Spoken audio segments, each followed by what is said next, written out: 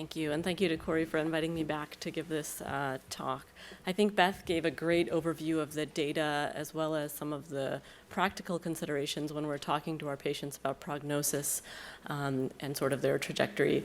My hope here is to give you a little bit of sort of a practical guide in how to conduct these meetings. They often happen at critical clinical decision points such as disease progression or when our patients get admitted with a complication of having an advanced cancer, like when they're admitted with a PE or brain metastases or cord compression. So these are sort of opportune moments to have these discussions. My hope is that they happen in the clinic, but I think there's some utility in having a guide to conducting them whenever they happen.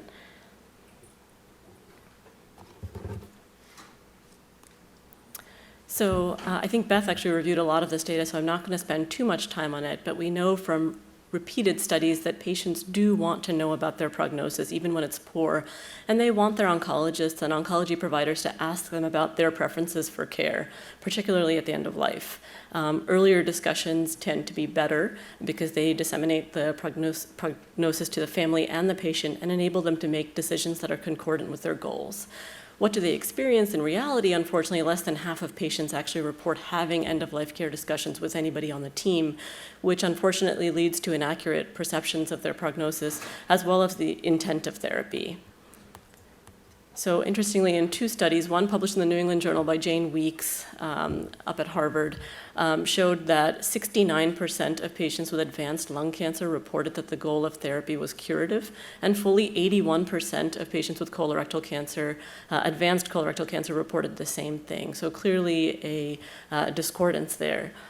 Jennifer Temmel and the group at MGH actually published a study on metastatic lung cancer patients in 2011 in the JCO, showing that while 2/3 of patients with metastatic disease knew that their cancer was not curable, 2/3 still reported that the goal of the therapy was to, quote, get rid of all of the cancer. And when you overlapped those two populations, fully 1/3 of patients knew that their cancer was incurable, but still reported that their chemo was going to get rid of all of their cancer. So clearly, sort of adding on to what Beth had already talked about, a clear discordance.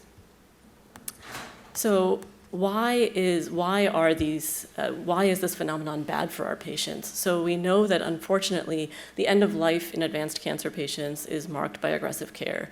So a significant minority of our patients do continue to receive chemotherapy in the last 2 to 4 weeks of life. A significant proportion of our patients get admitted to the hospital and the ICU, and some even undergoing CPR or aggressive resuscitation. And when we look at hospice trends, which are published annually by the National Hospice and Palliative Care Organization, they're sort of Googleable, hospice use has definitely increased as a proportion of cancer patients over the last 3 decades. However, that's a little bit misleading because a large percentage of those patients are on hospice for 3 days or less. So clearly not an effective use of hospice. Again, why is this bad? We know that at the end of life, chemotherapy doesn't tend to have a significant impact on quality of life. Studies have shown that aggressive care at the end of life leads to increased psychological comorbidity for patients' family caregivers, and one study actually showed reduced survival in the caregivers of patients who died in the ICU or a hospital setting. I think because of our current healthcare environment where one cannot receive concurrent care, meaning one cannot receive hospice care and continue to get chemotherapy or immunotherapy, we know that they're mutually exclusive. Receiving therapy up until the last days of life effectively acts as a barrier to hospice care. And last but not least, we can't forget about the rising cost of cancer care, where a lot of money is spent in the last 1 to 6 months of life for these patients. So let's just review sort of what usually happens when we sit down to have these discussions, and I think all of you can attest to this. I think it makes us more comfortable, certainly myself, to be able to walk in the room and provide information. That's what I'm used to doing. So the physician often summarizes the CAT scan. Sometimes we even launch into measurements and tumor volume and sort of data, because that's what we're comfortable with. We then may pause for a question. We then sort of run through the litany of options that may or may not remain, but oftentimes we'll list off chemotherapies, and I find myself sometimes giving percentages of what I expect the response rate to be, and then sort of there's a little bit of a silence, and then we talk about what to do. So I think it's important to ask ourselves, who's talking first in these discussions? who's talking the most in these discussions, what kind of information is dominating. Is it usually a transfer of medical information to our patients, or are we having a dialogue? And do we really know if the family leaves there, do we have a shared understanding? So I think we're moving to a paradigm where an effective goals of care discussion is one in which the patient and the family really talk first, in which they talk the most, and in which we actually include emotions and values. So really trying to make it more patient-centered and family-centered. So at Penn, we've actually started to, as with everything, we have a mnemonic. This, I think, is actually sort of an easy one to remember. We've actually started to laminate this and give it out to our trainees. So on all the general medical services or oncology services, we are giving this to residents because oftentimes in the inpatient setting, they're the ones who are facilitating these discussions, often with minimal training. So I'm going to come back to this, but sort of just to run through it, we really need to set up these meetings. Who are the stakeholders? Have we talked to all of our consultants, our colleagues? Who are the surrogate decision makers if our patients can't make their own decisions? And I think the next part about understanding is really allowing the patient and the family to talk first. What do they know? What have they been told to expect? Next, I think we really need to ask about their goals, and not so much sort of concrete medical goals, but their life goals. And what are you hoping for? What are you worried about? What scares you? What is most important to you? I think it's only then that we really should sort of forge ahead and give medical information that will help them make their decisions. And then at the end, to review, summarize, document, and then recommend next steps based on their preferences that they have stated. So just to go in a little bit more detail in how we establish a patient-centered goal. So I really think those are key phrases that I do ask, what are your goals? What do you need to accomplish? Who do you need to see? And what is important to you? And common responses that I'm sure all of you have heard are, I want to maximize time with my family. I really want to spend time at home. I had a patient who told me I have this wonderful 3-season room and I just want to sit there and look out. I live on a lake. I want to be able to just sit there with my family and look out onto the lake. And it may be something as simple as that. Oftentimes you'll hear, I want to make it to my granddaughter's wedding or graduation or some really important event that they want to hold on for. I think it's important for us to restate our understanding, so using language like, what I'm hearing you say is, this is important to you, so they know that you understand.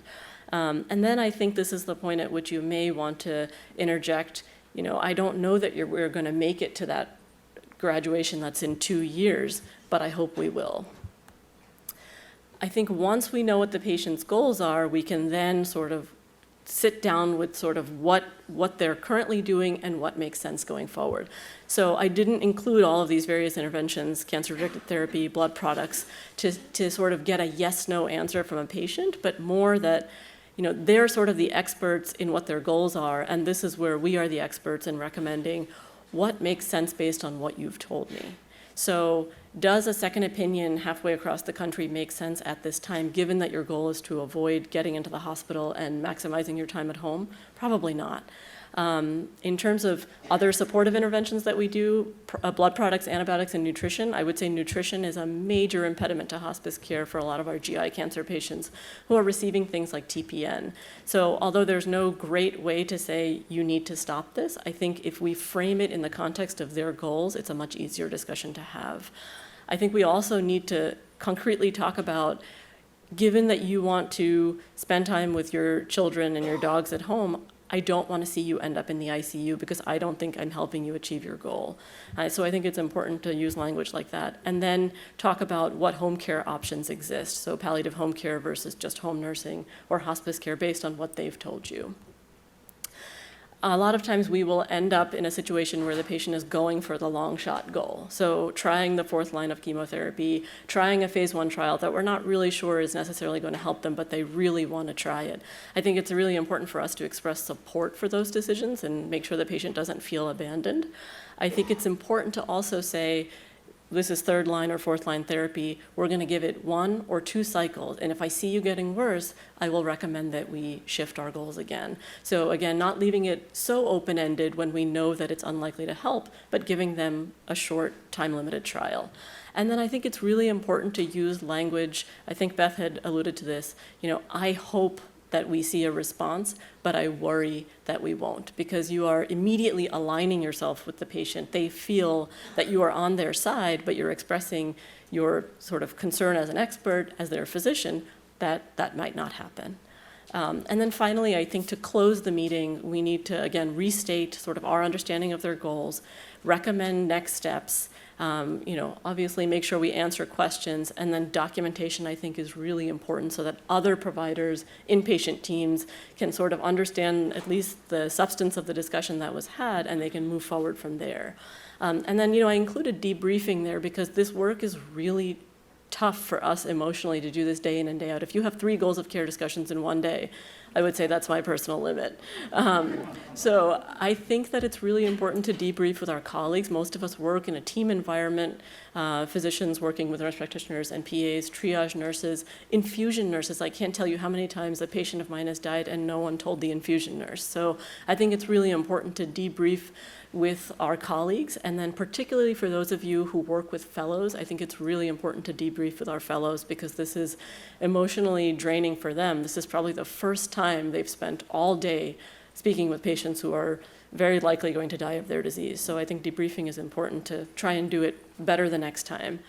And then finally, I just wanted to sort of put that mnemonic up there. I carry this around in my pocket, actually, and I do this all day long. So it's nice to have sort of key phrases that you can go into the room with. So, having a framework to elicit goals, priorities, and then make recommendations can be useful.